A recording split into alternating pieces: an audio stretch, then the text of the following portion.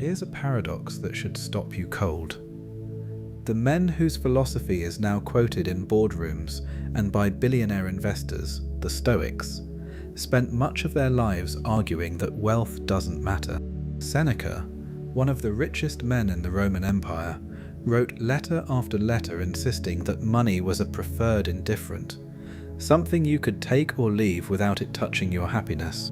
And yet, somehow, it's precisely this attitude, this strange indifference to money, that seems to sit underneath so many people who go on to build enormous fortunes. The ones who chase wealth desperately often stay broke or lose it all. The ones who master themselves first tend to end up with more than they ever needed. So what did the Stoics understand about money that the desperate never will?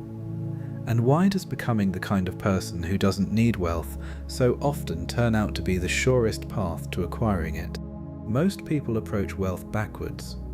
They believe that if they could just get the money, the promotion, the windfall, the viral product, then their inner life would finally settle into peace and confidence. So they grasp, they envy, they gamble, they chase, and they hand their emotional state over to a number in a bank account they don't fully control. The Stoics saw the machinery of this and called it a trap. One of the deepest ideas in their philosophy, sharpened by Epictetus, is the divide between what is up to us and what is not. The market is not up to us.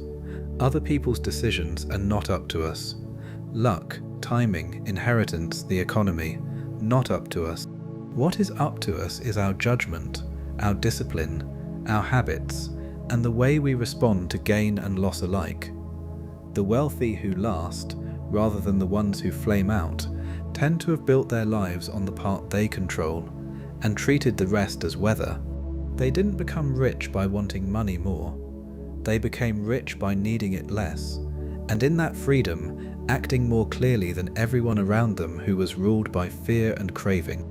This video is an exploration and free interpretation of Stoic philosophy applied to wealth, unfolding 7 habits drawn from Seneca, Epictetus, and Marcus Aurelius that shape the mindset behind lasting riches. By the way, you'll find more Stoic wisdom in this book, Stoicism for Inner Peace, which contains my collected works on remaining calm and focused in these challenging times. You'll find a link in the description. The Stoics never wrote a wealth-building manual, but their philosophy contains a startlingly practical psychology of money. For clarity and structure, this essay is subdivided into 7 habits, starting with they subtract desire before adding money. The person who is poor is not always the one with little. Often it's the one who has plenty and still burns with the need for more. This is the first and most counterintuitive habit because it inverts the entire logic of the striver. The desperate try to close the gap between what they have and what they want by frantically piling up more having. The Stoic closes the same gap from the other side by mastering the wanting. And here's why this matters for actual wealth, not just contentment. A person consumed by craving makes bad decisions. He overpays because he's impatient. He chases hype because he's afraid of missing out. He can never hold or compound anything because he spends it reaching for the next hit. The one who has disciplined his desires, by contrast, can wait, can hold, can say no, can let good things compound quietly. Seneca put the whole psychology of it in a single line. I quote, "It is not the man who has too little, but the man who craves more, that is poor." End quote. Read that as a wealth strategy and it becomes almost surgical. The craving is the poverty. It's the leak in the bucket, and no amount of pouring in fixes a bucket that leaks from the bottom. Master the wanting, and for the first time, what flows in actually stays. 2. They define enough on purpose. Most people never decide what enough looks like, so the target moves forever. They hit a number they once dreamed of and feel nothing, because by the time they arrive, the goalposts have already sprinted ahead. This is the treadmill that keeps high earners anxious and, strangely, keeps many of them from ever building real wealth, because a person with no definition of enough consumes to match every rise in income and stays one lifestyle upgrade ahead of his own bank account. The Stoic does something almost no one does. He sets the boundary deliberately.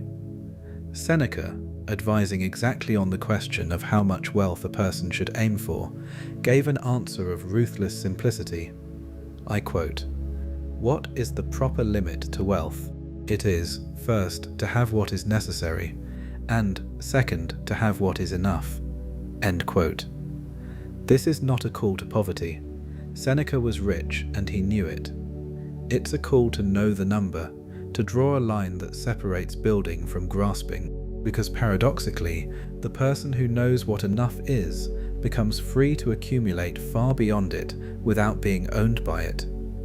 He can take risks, walk away from bad deals, and keep his nerve in a crash, precisely because his sense of security isn't riding on the next dollar. The one with no definition of enough is always, secretly, one bad quarter from panic. Wealth is built by the calm, and calm requires a finish line. They live below their means on principle, not out of fear. There's a practice the Stoics return to again and again, voluntarily tasting hardship. Seneca recommended setting aside days to eat the plainest food, wear the roughest clothes, and live as if poor, then asking himself, is this the condition that I feared?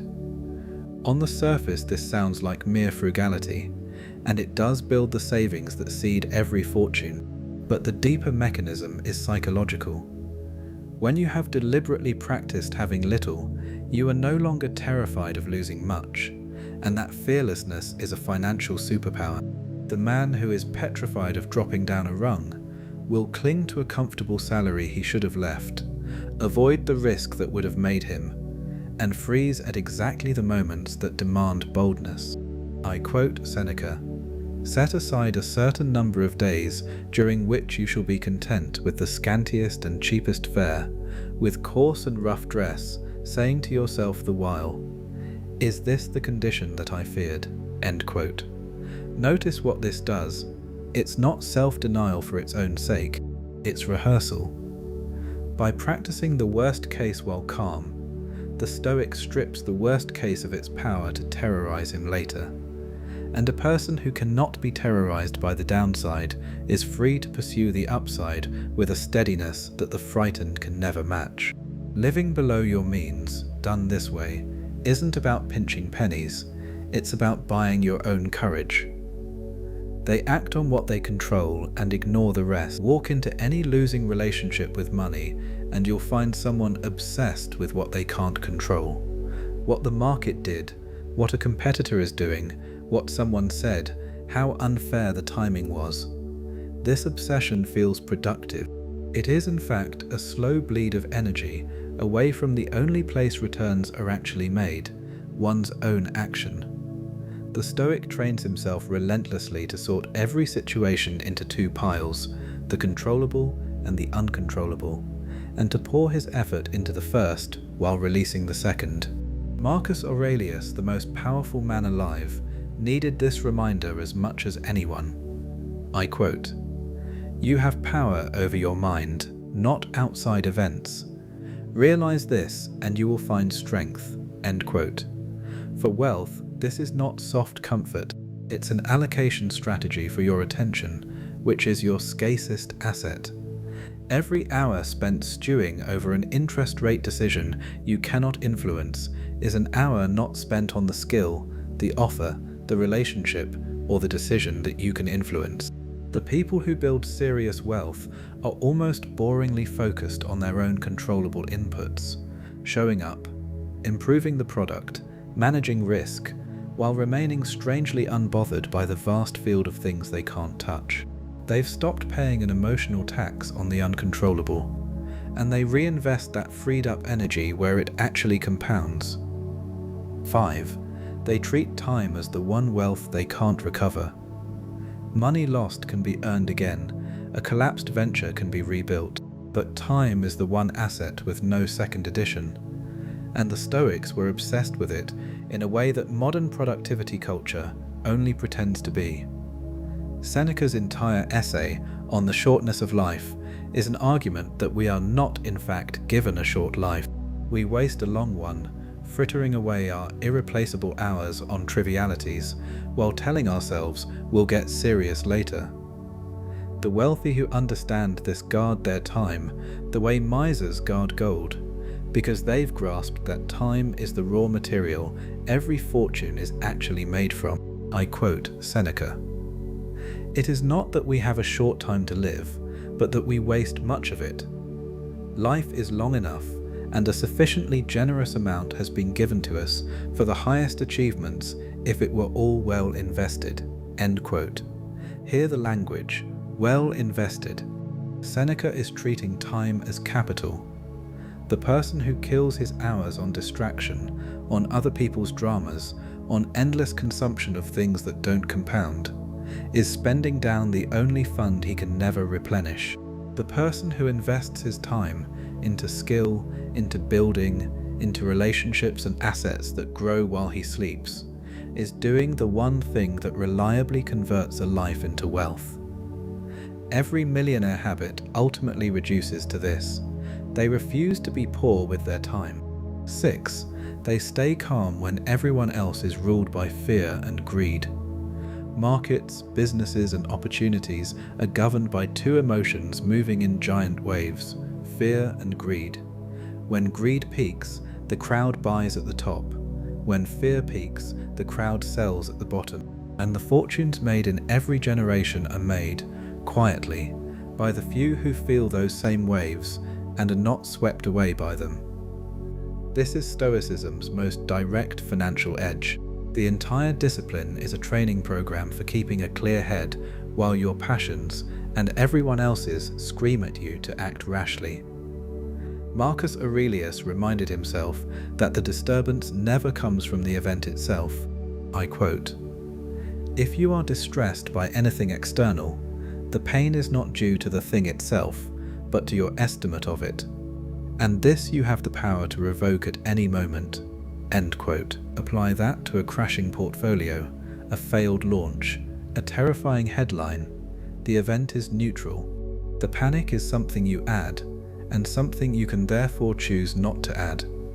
The Stoic who has practiced revoking that panic can look at the exact same falling chart that sends the crowd stampeding for the exits, and see, instead, opportunity, calm, a chance to act while others are paralyzed.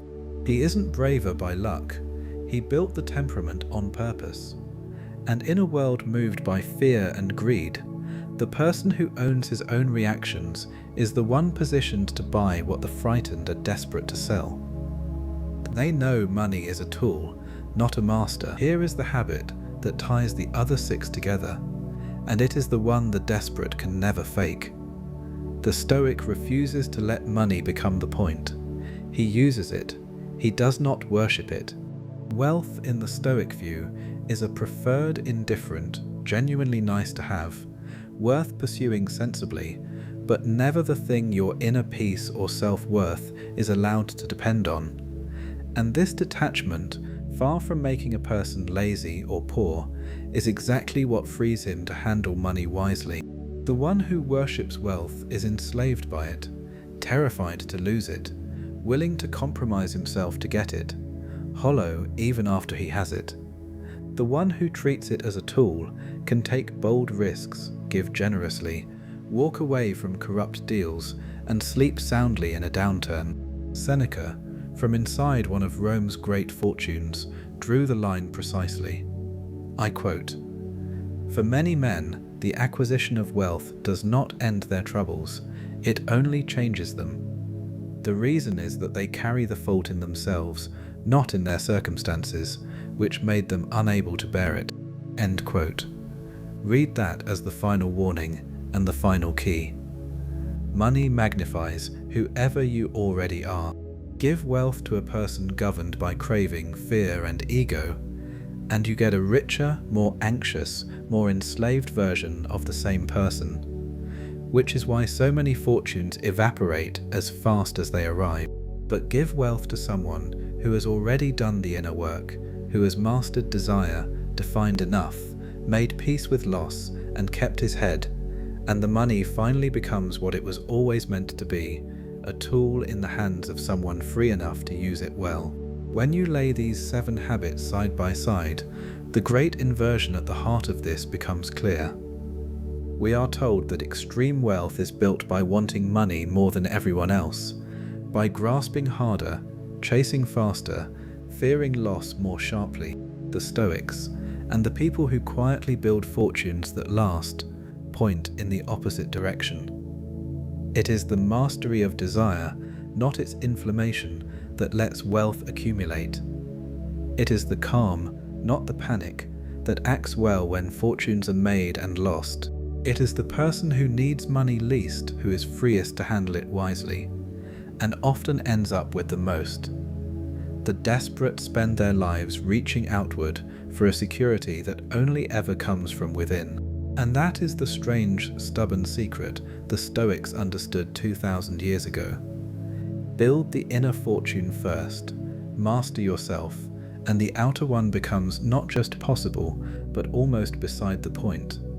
Which, of course, is exactly why it comes. Thank you for watching.